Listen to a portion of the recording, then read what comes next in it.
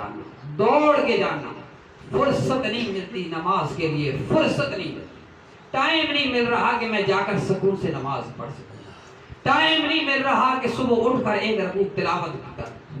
اور میں اکثر کہتا ہوں جن کو ٹائم نہیں نہ ملتا وہ تھوڑا سا یہاں آگے چلے جایا کریں. ہمارے رشتہ دار, ہمارے ساتھ معاملات کرنے والے وہ قبروں کے اندر مدفون ہیں, ان کے کناروں پہ کھڑے ہو کر تھوڑی سی گفتگو کیا کریں. وہاں پوچھا کریں ملک صاحب, چودھری صاحب, بابا جی, تایا جی, حاجی صاحب, ہمارے پاس ٹائم نہیں ہے, ہمارے پاس وقت نہیں ہے. کیا آپ کے پاس وقت ہے؟ تو بڑے جواب ملیں گے, صرف جانے کی ضرورت ہے.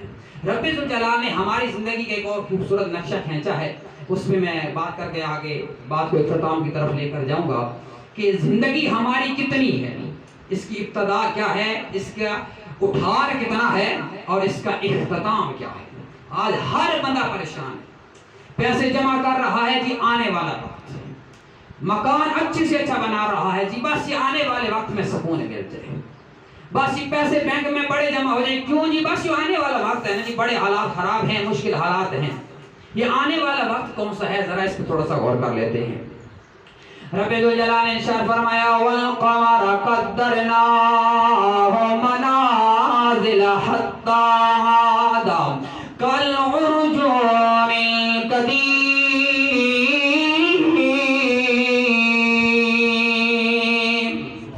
رب ذوالجلال نے ہماری زندگی کی مثال دے کر فرمایا لوگوں جب چاند نکلتا ہے, ربیع الاول کا چاند ہو, عید کا چاند ہو, رمضان کا چاند ہو, ساری لوگوں کی نظریں چاند پہ ہوتی ہیں جی, چاند نظر آ گیا, ساری دنیا دیکھ رہی ہوتی ہے جی, چاند نظر آ گیا.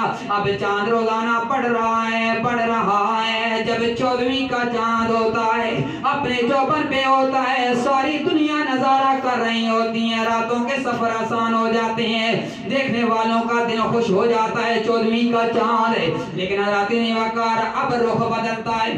آج مجھے بتائیں کسی نے اٹھ کر رات کو 25ویں کا چاند دیکھا ہو, کسی نے 26ویں کا چاند دیکھا ہو, کسی نے 28ویں کا چاند دیکھا ہو؟ کوئی نہیں دیکھتا.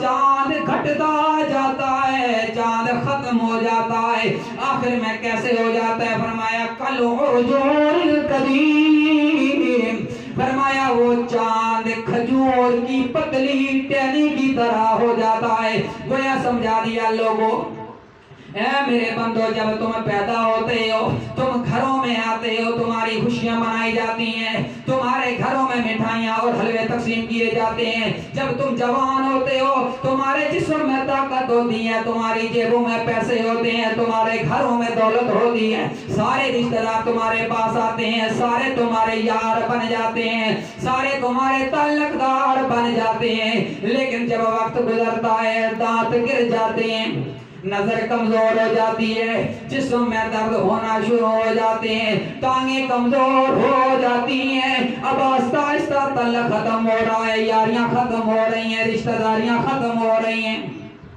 پھر حضرات نے وقار وہ وقت بھی ہم لوگوں نے دیکھا ہوا ہے ہماری آنکھوں کے سامنے, وہ ہمارے رشتہ دار جو کہتے تھے میرے بغیر میرا گھر نہیں چلے گا, اگر میں نے یہاں سے حرام کا پیسہ نہ لیا تو میرے گھر کا نظام نہیں چلے گا, اگر یہاں سے میں نے رشوت نہ دی تو میرے بیٹے کا روزگار نہیں لگے گا.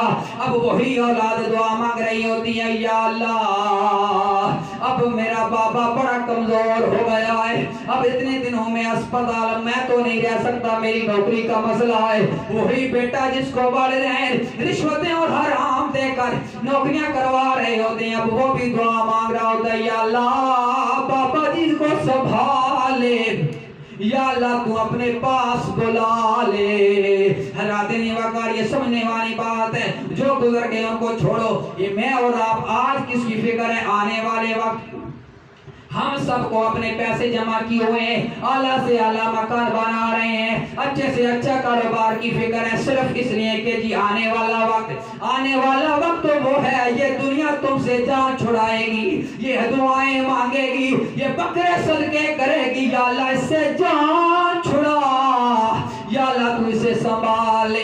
حضرت نیوکار یہ زندگی بڑی مختصر ہے، یہ زندگی اتنی مختصر ہے کہ اس کو جب گزر جاتی ہے تو پتہ بھی نہیں چلتا۔ یہ سارے رشتہ دار، یہ ساری اولاد جان چھڑا رہی ہوتی ہیں۔ میاں صاحب نے فرمایا تھا جان دیواری